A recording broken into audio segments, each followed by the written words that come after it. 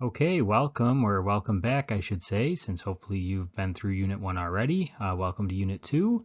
In this unit, as you see, we'll start with a forensics intro and then talk a little about the history of forensics and some selected forensics careers. So let's get right to it. We talked a fair bit last time about science and the idea of science as a process and really an action word, right? Not just a noun. But we didn't really get into forensic. So forensic comes from the Latin root forensis, which means pertaining to the law, but really it means pertaining to the law because it's things done outside before the forum. So if you look at that first four letters, that means an outdoor thing, right? Like a forest is an outdoor place, although in Latin it wouldn't be the English word forest, but still it would be that idea of outdoors. Foreign is something outside. So again, forensis meaning before the forum, the outdoor place in Rome where things were argued, right? Legal cases were presented. They didn't have all of the social media and the various things that we have today. So instead, they would entertain the public by arguing legal cases outside in the forum. You'd have the prosecution and the defense argue their sides, and the public would sort of help the verdict along by their show of support for one side or the other. So you had famous lawyers like Cicero would have his treatises outside where he'd do things like defend Caelius, who was just, sowing his wild oats, boys will be boys, all that nonsense. You have, very respectable lawyers defending less than respectable clients out there in the ancient Roman forum. So that's where we get the term from. So forensic science, science pertaining to law, and forensic science is the application of science to both criminal and civil law. So we tend to focus on the criminal end of things because that tends to be what people are more interested in, but civil law is also under the purview of forensic science, and so don't forget that. It may not be as exciting sometimes as the criminal cases, but it's still important that forensic science is applied in the civil setting as well as in the criminal setting. So please keep that in mind throughout the course. Our text goes through a lot of various historical points. They even have the story of the woman in China who had burned her husband's body after she had killed him, and how the investigator there burned a pig that was alive and a pig that was dead, and compared the results. The living pig had ash in its mouth because it breathed in that ash, whereas the dead pig didn't. So that's how he knew she was not being truthful, and then she confessed. So there's a number of anecdotal stories like that. And the text goes into more detail than we will here, but again, just a few select things we see in the pre-700 BC era. The fingerprints were used for transactions in ancient Babylon. Then if we move up several hundred years, we've got Archimedes using scientific principles to prove that a crown is not made of gold, or at least far less gold than was told to the king. So he used the principle of water displacement to determine the density of that irregularly shaped crown, and showed that it was not possible for it to be a gold crown based on the amount of water that it displaced. 250 BC, Aristratus discovers that the pulse rate increases when patients tell lies. So that's the precursor of the modern polygraph, although as of this moment, the polygraph is still not an admissible sort of device, but it certainly does indicate if someone could be less than truthful. Fast forward another 1,000 years or so, and we've got Sun Tzu determining which sickle was the murder weapon based on flies being attracted to the blood there on the one sickle. And then we've got the washing away of wrongs, right, distinguishing drowning from strangulation in 1248. So we've got a number of important historical developments, and certainly in the modern world, things are moving very, very quickly in forensics. But although it may look like there was a lot of time with nothing going on, there's been an interest in this field for a long, long time, and I hope you got the sense of that from this slide and from what you see in the text. And just to round things out in the pre-United States times, we've got 1302. There's the performance of an autopsy. Unfortunately, it was fairly common in ancient Rome to do vivisection, where slaves were cut open alive and killed. But this was the first modern autopsy. And then in 1447, we have the use of odontology, the study of teeth, missing teeth here from the French Duke of Burgundy to identify remains. So again, there's a lot of things happening. I think it picks up with the late 1700s after that. And so we'll end here for our historical cases, as I said, before the U.S. was established, and then we'll hit select cases after that time as they become relevant for our course. So now we'll deal with some important people, and here if we look at the at least the modern history of forensics, we'll start with Matthew Orfila, who was known as the father of forensic toxicology. You'll see that phrase father thrown around a lot. A lot of this work, because a lot of what we have is from the West, it's going to be rich white men. They had to be rich to be able to go into these fields for the most part, although not always. But again, science tended to attract people with time and money, and so that's why we tend to see a lot of rich white men in these areas. That's changing today, and hopefully if you're interested in it, regardless of if you're a rich white man or not, then you're interested in pursuing forensics, and you can do so, and that's the way it should be today. But that wasn't always the way, and that's why we'll see a lot of these terms, father of this and father of that, in early forensics. So please don't be put off by that, but that is our history. His particular area of expertise was poison identification, and so he wrote a publication on poison detection and the effects thereof in 1814. He also was important for the Lafarge arsenic poisoning case. Again, sounds a lot like the Chinese case we mentioned earlier. The wife had killed her husband, and after it was shown that arsenic was present, that's when the confession happened. Otherwise, it may have been ruled accidental, and she may have gotten away with her crime.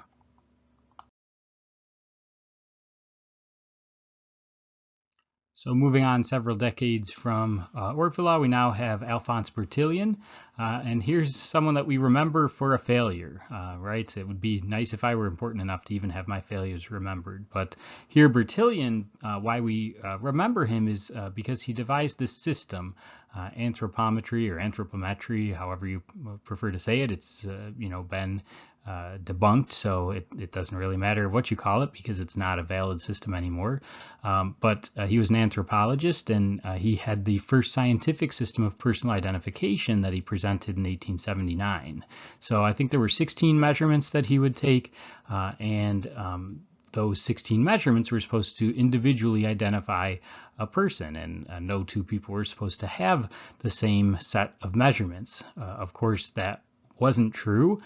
This system broke down with the Will West case. I think one was Will and one was William, but these two men in Kansas State Prison were pretty much identical, and even their anthropometry measurements were identical, so they were not able to be distinguished correctly. The person released earlier for the less violent crime was actually the more violent criminal, and that caused certainly a problem with relying on a system like this, and so instead we moved to fingerprints after this Will West incident. And so although his system failed, we still remember Bertillon because his idea was good, and he did help to personally identify individuals. All right, so here's another father, the father of forensics publications and the father of criminalistics, Hans Gross, the first person to use that term and really the first person to champion the idea of applying science to legal proceedings, to criminal investigation. So that was his handbook there, a practical handbook of criminal investigation. So he showed that science can be useful, and to investigate in a scientific manner would preserve physical evidence and make it more likely that the correct individual would be found, and that there would be a way to prove that individual's guilt in the matter. So again, he was a law professor and magistrate, so he knew a few things about law, and he also understood the importance of science, so that's why he gets recognized here. Now we can talk about the father of Sherlock Holmes. So Sir Arthur Conan Doyle was the author of the Sherlock Holmes novel series.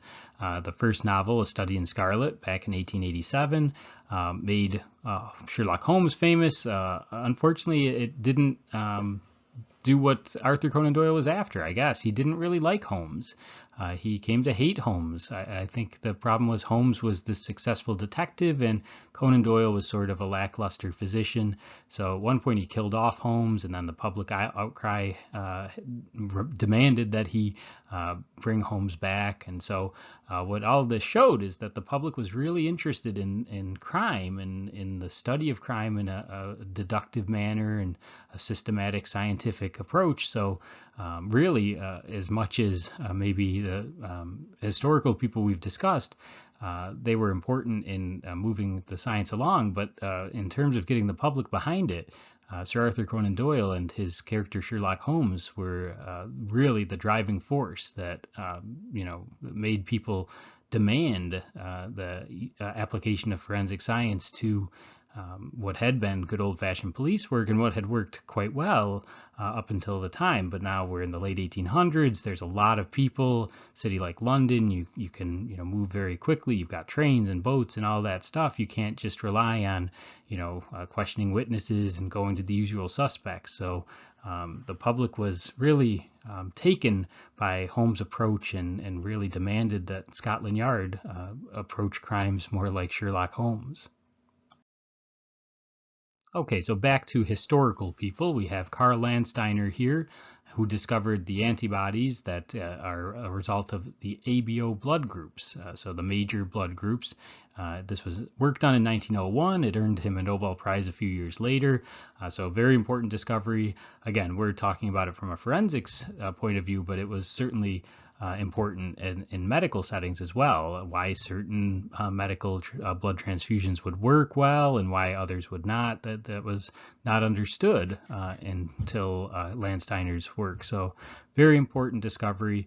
So it allowed for blood typing, which before DNA hit the scene, blood typing was important in a number of high-profile crimes, one of which we'll discuss in one of our case studies later on in the semester. So this was, as I said, an important discovery and earned him a Nobel Prize for this work. Our next person was Edmund Locard. So in 1913, he incorporated Gross's principles. So Hans Gross, we talked about before, who coined the phrase criminalistics for the application of science to criminal matters. Locard took it one step further and really helped to establish the first police lab in Lyon in France, and he came up with an overarching principle: everyone leaves a trace, or every contact leaves a trace. We'll talk about it in a moment, but really for that contribution, he's often referred to as the father of forensic science. So again, we've had a father of toxicology, a father of criminal investigation. Here we have the overall father of forensic science because of what he did to take Hans Gross principles one step further and make this overarching idea of how contacts among criminal criminal and suspect should be the same thing, right? How the suspect, the victim, and the scene are linked. So let's take a further look at that in a moment. All right, so here we have Locard's principle. Again, I'm not going to try and say it in the original French, but you see on the last slide we said every one, here we say every contact. Again, it's subject to English translation. So an extension of that is that physical evidence cannot be wrong, only its interpretation. So what we find is what we find, right? But did we find it because it was planted there? Or did we find it because it was really there? Or was it there at the time of the crime? Or was it there before or after the crime? Those sorts of questions. But the physical evidence is the physical evidence. And so that's what we like about it. Whereas, witness testimony, witnesses can be reliable, and that's great, or they can be less than reliable, and that's not so great. So we like to have the physical evidence because it as we see, the physical evidence itself cannot be wrong. The other thing that we tend to associate with Locard's principle is the idea that the more violent the crime, the more evidence left behind. So if it's a very violent crime, then there's going to be a lot of transfer of evidence among victim, a crime scene, and suspect. So that's our triangle, and it's the physical evidence that's transferred among those three ideas, those three participants in the crime. All right, so let's flex our forensic muscles for a moment here. So let's consider the following. A home burglary has occurred. It appears the perpetrator entered after breaking a window. A metal safe had been opened by drilling through its tumblers. A suspect was seen running through the garden. 3 suspects were interrogated and their clothing was examined. List at least 3 examples of trace evidence that might be found on the suspect, and then what examples of trace evidence might be found at the home. So why don't you go ahead and pause the video here, come up with those 3 examples or more if you want, and again, some examples of trace evidence at the home as well as what you might find on the suspect. So pause it here and we'll continue when you unpause.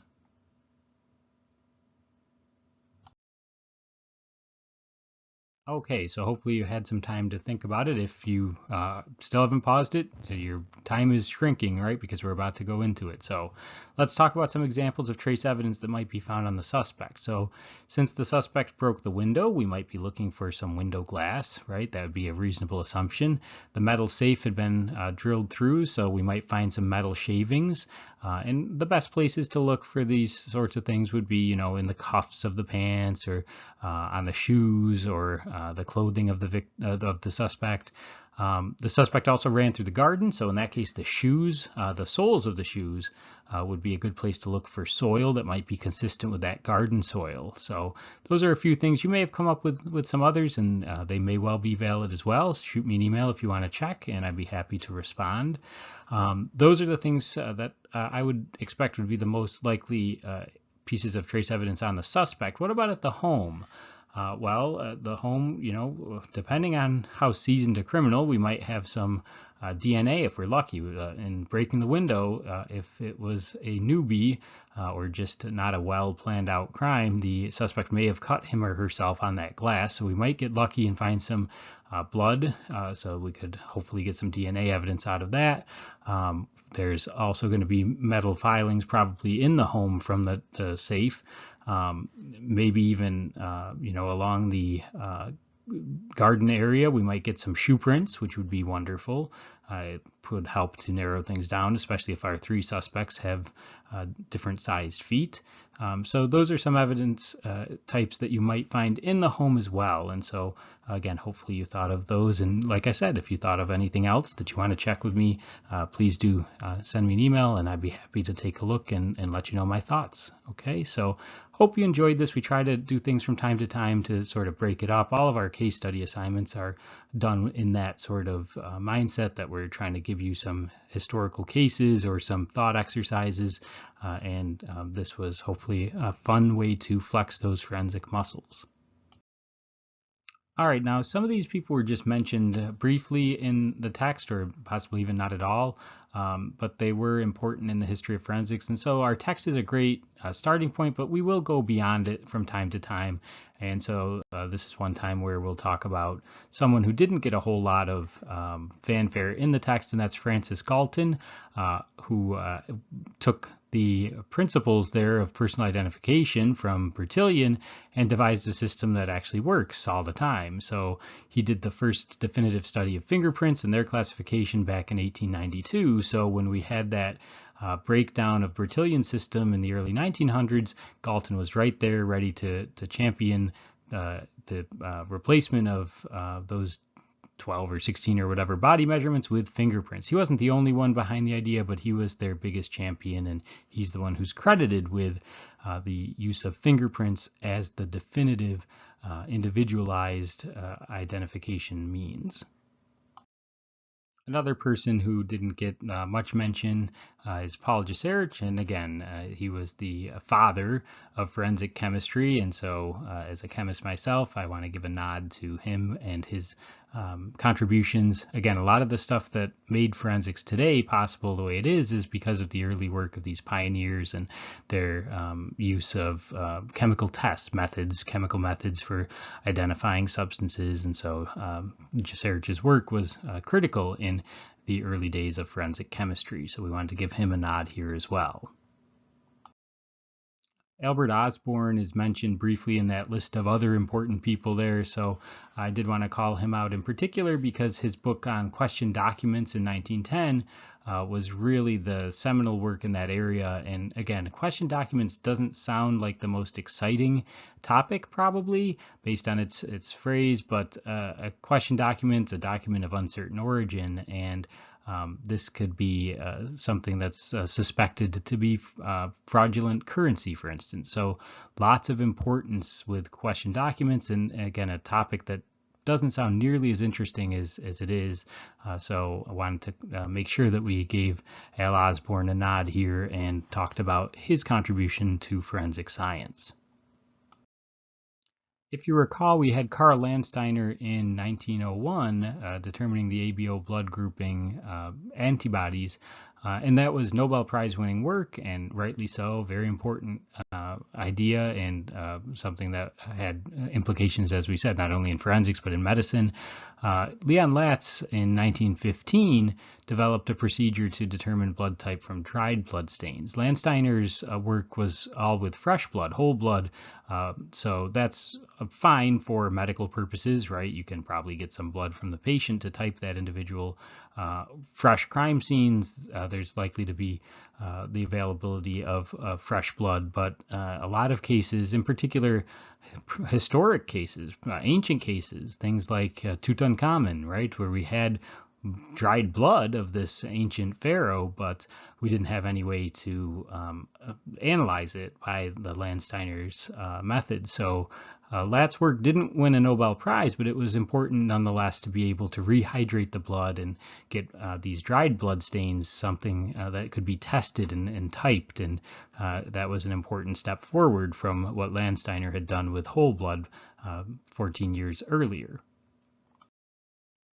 Okay, moving on to 1929, now we have Kelvin Goddard, an American, not a whole lot of Americans yet in the history of forensics, but Goddard was an American who used comparison microscopy to determine if a bullet matched a particular firearm. So this work had been in process for decades before, but Goddard was the one who really, without question, established the idea that you can match a gun with a bullet by test firing the bullet from the weapon and comparing it to a bullet from the scene or from the victim's body, or however you obtain that test bullet. So again, not a new idea, but certainly his work in the area helped to make it really well established and accepted that you could match a weapon with its bullets.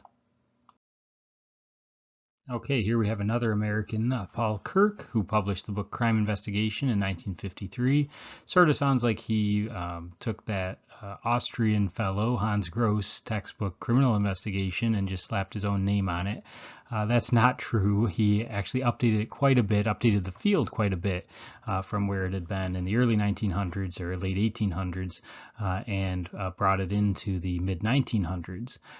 So Kirk was also a faculty member at UC Berkeley, and when the University of California at Berkeley established a criminalistics department, Paul Kirk was its head for its beginning days. He also worked on the Manhattan Project based on his interest and knowledge of science, and just a really interesting guy and a very important person in the Sam Shepard case. We'll have a case study on Sam Shepard later in the course, and that was probably what Paul Kirk's most known for, and really helping to take that decision to convict an innocent person and overturn it based on his contributions to the case. So We'll talk more about him through the case study later on in the course, but an important member of the early days in forensics in the United States.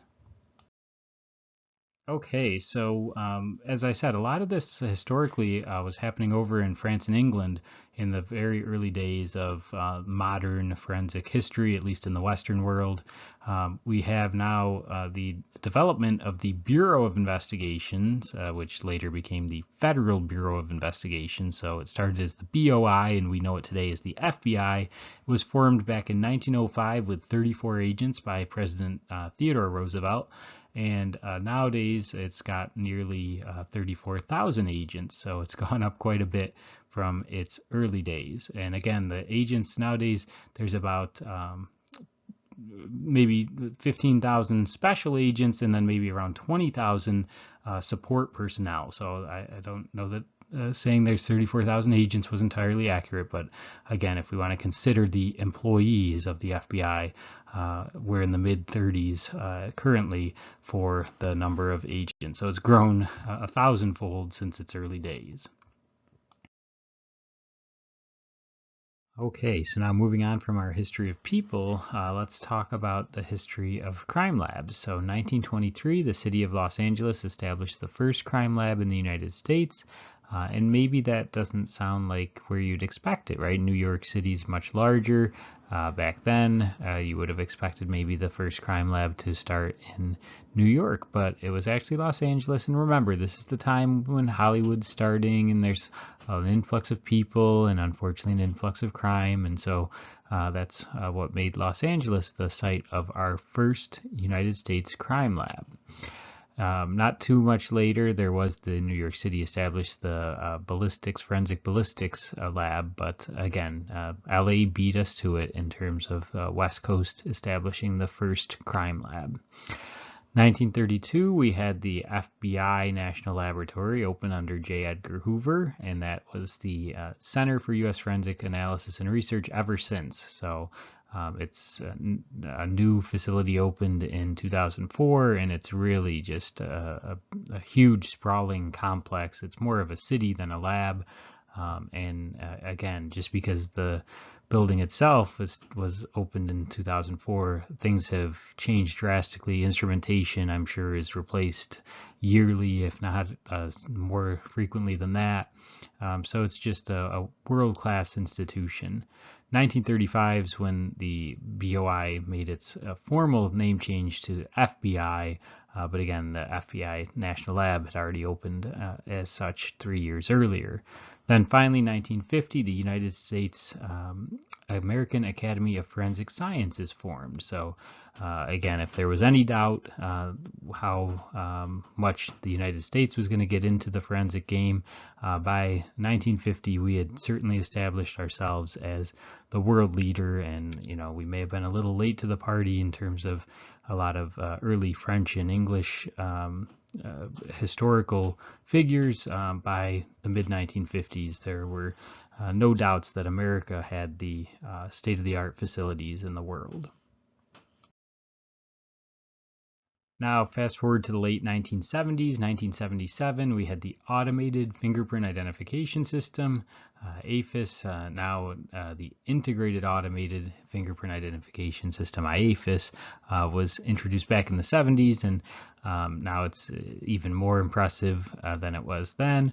That's housed in the FBI Crime Lab. 1984, we're finally getting to the point where DNA technology can be extended into the forensic arena. So 1984, we had restriction fragment length polymorphism, RFLP, introduced as DNA fingerprinting. So still, traditional fingerprinting is important, and in the case of identical twins, probably more important than DNA fingerprinting, but now we have a method for indexing by DNA an individual in their characteristic evidence. 1998, now we have the National DNA Index, NDIS, created and used by now. It's housing nearly 14 million offender profiles. and it's part of the Combined DNA Indexing System, CODIS. So IAFIS and CODIS are the two 5-letter acronyms that are databases housed at the FBI lab, one for traditional fingerprinting, IAFIS, and one for DNA fingerprinting, CODIS. And so that middle letter, F for fingerprint, D for DNA, should clue you in to which we're talking about, traditional fingerprints or DNA fingerprints. All right, so by 1981, we needed to delineate more of these federal crime labs in the United States. So the FBI lab, as we said, opened back in 1932, and it's still the largest facility of all of these listed. So that's your main crime laboratory. It's used free of charge in the case of violent crime. When the states are in need, they can approach the FBI laboratory for forensic assistance. The Drug Enforcement Administration, the DEA, would be for, again, drug evidence. We'll talk about state crime labs. They tend to focus on drug evidence as well, but this would be drug evidence important in a federal situation. So you're crossing state lines, or there's a case of federal interest where you have drugs that need to be analyzed. The ATF, Bureau of Alcohol, Tobacco, Firearms, and Explosives, would investigate those four substances, right? Mostly the firearms and explosives end of things for their crime lab. You have also the Postal Inspection Services, the PIS, and again, if you remember back a while ago, we had some white powders sent to some high-ranking officials in Congress, and that would be the Postal Inspection Service. If it's sent through the U.S. mail or even through these other carriers, then it could be analyzed by the Postal Inspection Service. Used to be very common for child pornography to be investigated, but now that so much of that is done online through the internet, the Postal Inspection Services don't see the volume of that sort of evidence that they used to. And finally, last one our text mentions is the United States Army Criminal Investigation Laboratory, so that would be for, again, armed services type criminal investigations. Another one that our text doesn't mention that I thought was worth talking about here is the United States Secret Service Forensic Services Laboratory, and this would focus primarily on question documents. We talked about Albert Osborne and question documents. So question documents, things like potentially fraudulent currency, it's ink and paper, and to a smaller extent, handwriting analysis if we're talking about wills or other handwritten documents that might have some value. That's what tends to be analyzed at this laboratory. So you would have, again, the ink and paper experts at the Secret Service Crime Lab, as well as handwriting analysis experts that could be called in if there was a need at the federal level. So our text says 5. Here's a bonus number 6 here for you to consider. And speaking of the text, it also mentions some state crime labs in Texas because the text is written for Texas. Since this course is out of New York State, we'll talk about the New York State Police Crime Labs. And so the central crime lab facilities in Albany, which should come as no surprise since that's the capital of New York. But there are satellite locations. Port Crane has one of the satellite locations, Newburgh and Olean.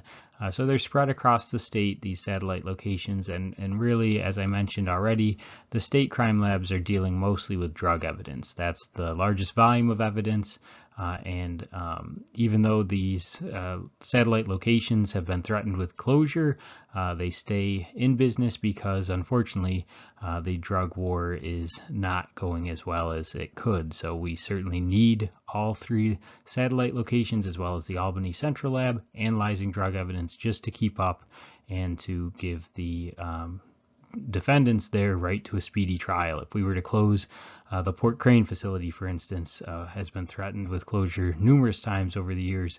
If that were to happen, then it's unlikely the other facilities would be able to keep up with the backlog of drug evidence, and that would infringe on that right to a speedy trial. So it looks like there are going to be these state crime lab facilities for the foreseeable future, and maybe even the need for an additional one rather than closing one of those facilities that's already established. Okay, so moving on from the history of forensics, let's talk about some forensic science careers.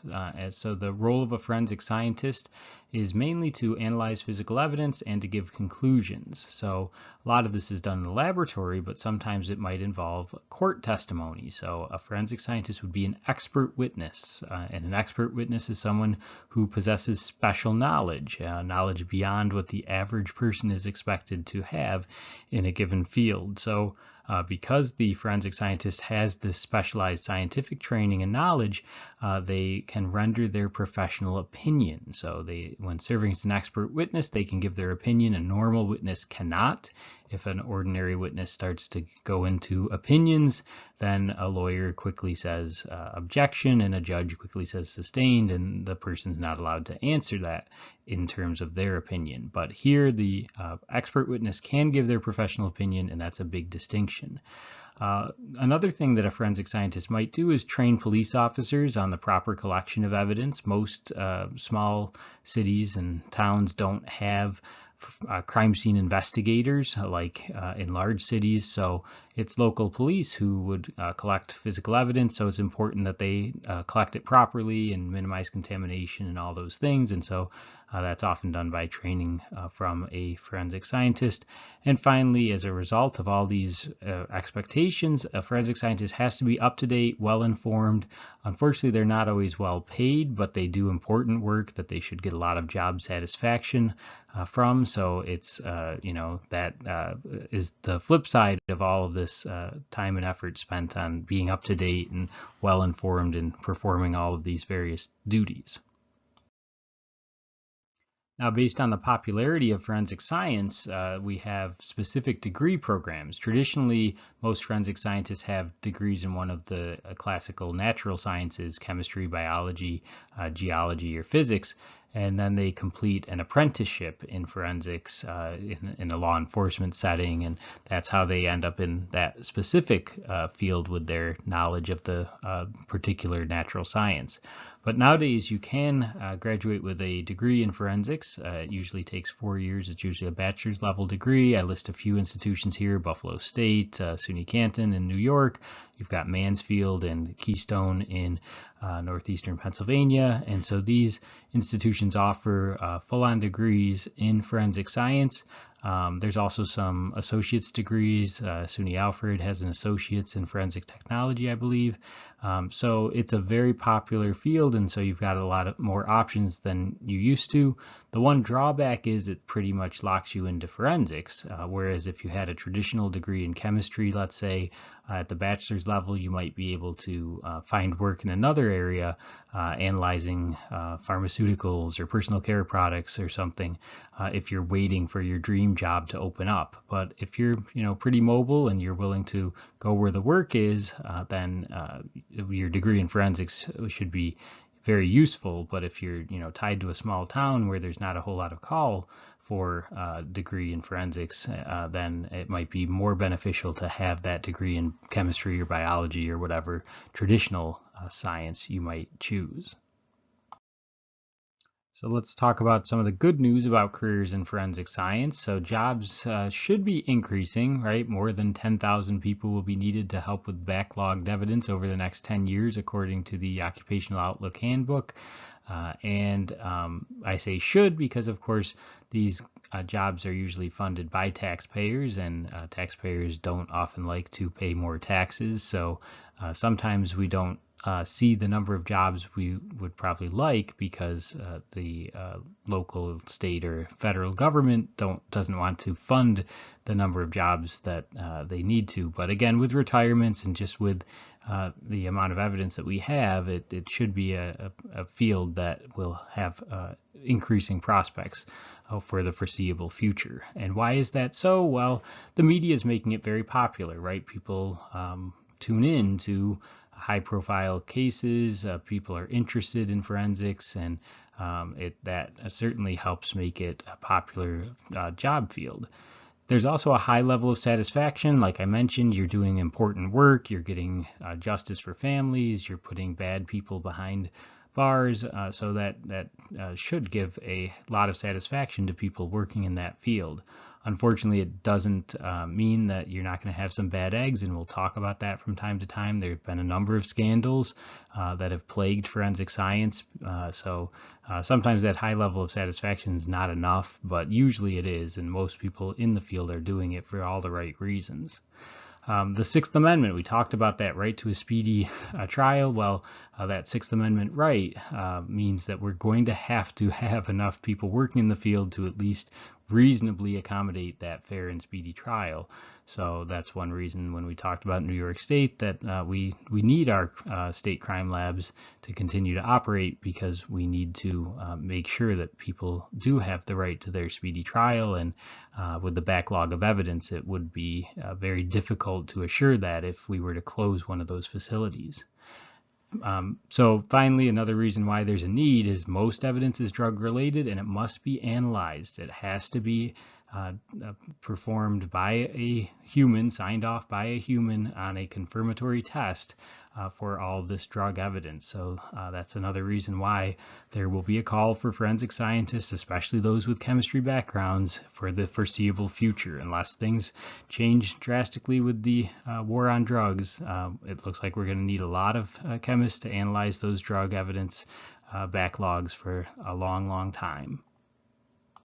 Now, in addition to being a forensic scientist in the lab, there's a number of other opportunities. We'll talk about a few of those here. So first we'll talk about the coroner, and coroner is from the Latin for the crown, right? From the crown, corona, like the crown around the moon is called a corona, for instance. So there we have it. It's an official who determines the cause of a sudden or unexpected death, and it's largely being replaced by the medical examiner system, because a coroner could be anyone. Sometimes they're appointed or elected, whereas a medical examiner is a physician, as we'll see. So this system's not as popular as it once was, but it's one that's tough to tell you how to become a coroner, because it doesn't have the same stipulations as a medical examiner when we talk about those requirements.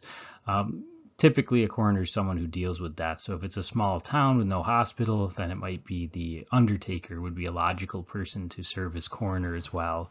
But as already stated, it's largely been replaced by the medical examiner system. Okay, so the biggest distinction between the coroner and the medical examiner is a medical examiner is a physician who studies sudden, unexpected, violent, suspicious, or unnatural deaths. So this is someone who's gone through medical school, usually has gone into a specialization of pathology, and then has even more specialized training in forensics. So if this is your career goal, it's going to be a long but satisfying end to your educational and experiential time in preparing for that career. So medical examiner detects the cause and manner of death, and again, it's a physician who's received additional training, years and years usually of additional training beyond all of the undergraduate work and medical school and all of that work to become a physician in the first place. So it's a lengthy haul, but again, if that's your goal and you're willing to work for it, then certainly at some point you may get to enjoy that title of medical examiner. A forensic pathologist, this would often be the training of a medical examiner, but you can have additional forensic pathologists who are not medical examiners. So forensic pathologists would be physicians who have specialized training in determining the cause of death and in forensic science itself. They may be the individuals conducting an autopsy, which is a medical dissection or examination of the body to determine the cause of death, and they would also help determine the time of death, which is an estimate.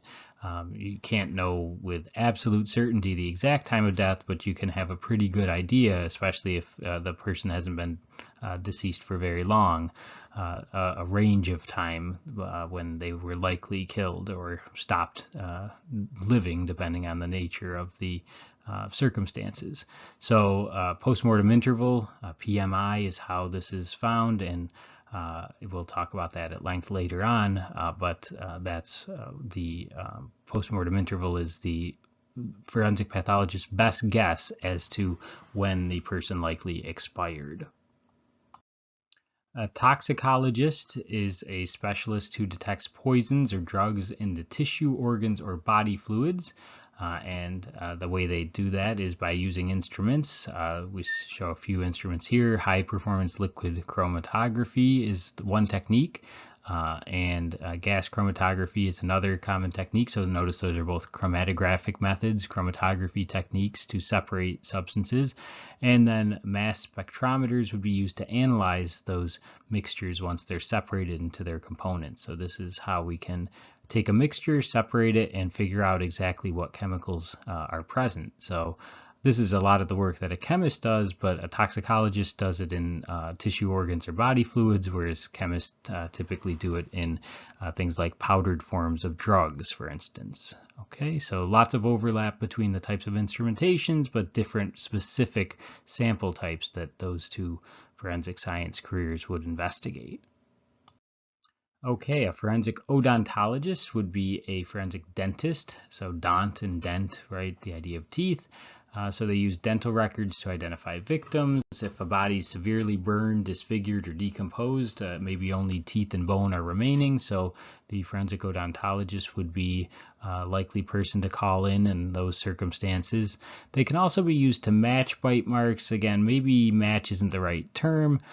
They can be used to exclude people based on bite patterns, but to identify specifically based on bite patterns, unless it's a little unusual of a bite pattern, that might be going a little too far. There were a number of cases where the forensic experts may have overstepped their knowledge and what they could say with certainty, and there have been a few that have been overturned more recently based on the expert testimony of some of those individuals. So it's much safer to be able to say, no, this person could not have been the one to leave these bite marks, than it is to say this person absolutely is the person responsible. That's unfortunately even today still fairly difficult to determine, but excluding is a much easier business. Okay, next up is our forensic entomologist. So an entomology studies insects. Entome is Greek for cut in, and insect is Latin for cut in. So that's how we can see the different names. There's just the derivations. So in particular, the insect that's often known as the first witness, so the first one to identify the dead body, is the blowfly, and blowflies can start to detect, smell, as it were, the decaying human body within moments of death. So they're very, very attuned to the different protein breakdown and different factors that would be associated with a decaying body, even from the very moments that it first begins to decay. The blowfly will lay the eggs into open wounds or orifices, so nose, mouth, ears, just places where they can get in and it's nice and protected. The eggs will hatch and produce the larvae, the maggots, and the maggots will go through the three instars, the three different growth phases, before they make their hard shell, their puparium, sort of like a butterfly, but more disgusting, right? It's a little cuter with the caterpillars and the butterflies than with the maggots and the flies, but same sort of idea. It's a metamorphosis. After a few days, 1 or 2 days, the adult blowfly emerges and flies away, and again starts the life cycle over again. Some flies will stay if there's still a body to provide food, and others will leave and find a new source of nourishment. But it takes about a day from when the flies mate and the eggs are laid before the eggs hatch and you start to get the larvae or the maggots. So don't think that whenever you come upon a body you're going to find the maggots and all of that. It's at least a day before you start to see that under most conditions. But again, temperature and weather affect that development. If it's particularly warm, maybe things will speed up. If it's cold, things might slow down a bit. And again, weather, if it's dry or if it's rainy, those sorts of things can also affect things.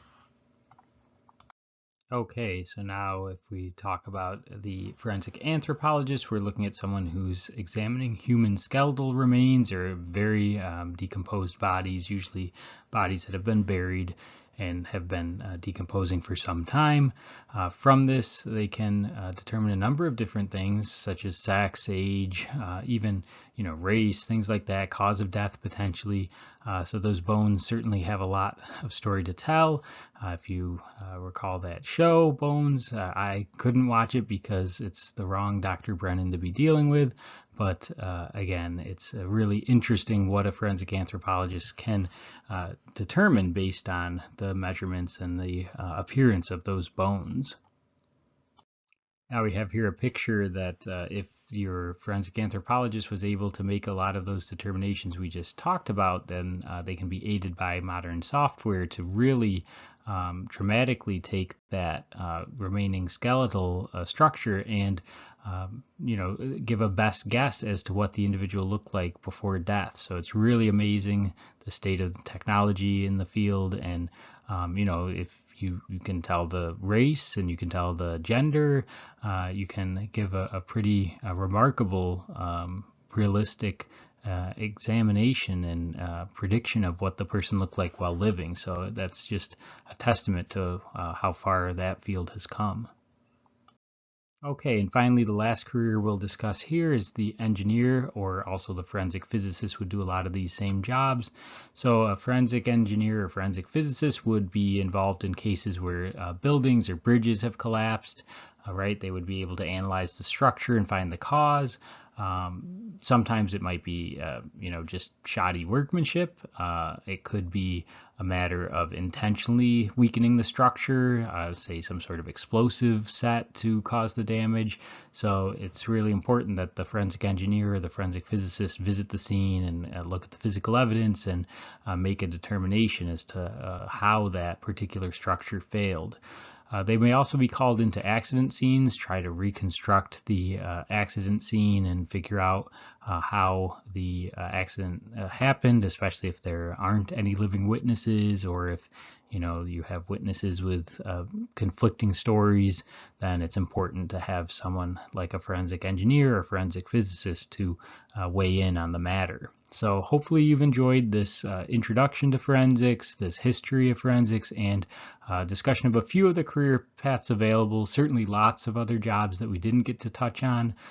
So if you wanted to be involved with autopsies, but you don't want to, spend your whole life in school getting there, you could be an assistant, medical examiner's assistant or something like that. So I don't mean to make you think it's a comprehensive list. It's just a few things that we had a chance to address, but certainly if you have other interests, feel free to email me or, find an expert that you might be able to contact and learn more. All right, so that ends it for Unit 2 here. I hope you've enjoyed it and look forward to working with you again in Unit 3.